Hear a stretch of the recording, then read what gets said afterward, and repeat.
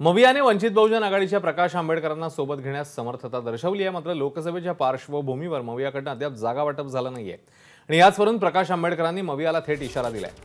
महाविकास आघाडीने सोबत न घेतल्यास 48 जागांवर लढू असा इशारा प्रकाश आंबेडकरांनी दिला। तर मविया आंबेडकरांना सोबत घेऊनच लढेल असं संजय राऊत म्हणतात।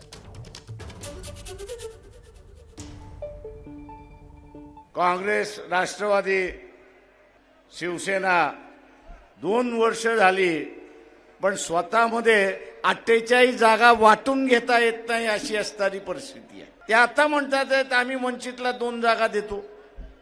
मी काँग्रेसवाल्यांना म्हटलं कुठले 2 जागा देतात त्या सांगा। ते म्हटले प्रकाशराव आमचाच वाटप झालं नाही तर तुम्हाला कुठून 2 देणार? यांना युती करायची नाही म्हणून कोणतरी बळीचा बकरा पाहिजे।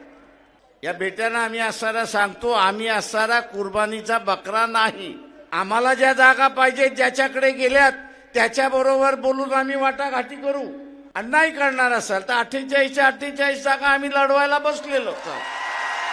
आम्हालाच मोदी आणि भाजपला हरवायचं आहे आणि आम्ही प्रकाश आंबेडकरांना सोबत घेऊनच हरवणार आहोत। आम्ही वंचित बहुजन आघाडी माननीय प्रकाश आंबेडकर यांच्या नेतृत्वाखाली यांना सोबत घेऊनच आम्ही हुकुमशाही भारतीय जनता पक्षाने मोदींचा पराभव करणार आहोत।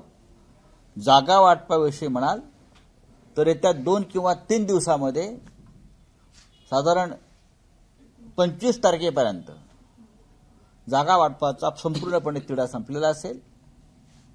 वंचित बहुजन आघाडीशी या संदर्भात चर्चा सुरू आहे। एबीपी माझा, उघडा डोळे बघा नीट।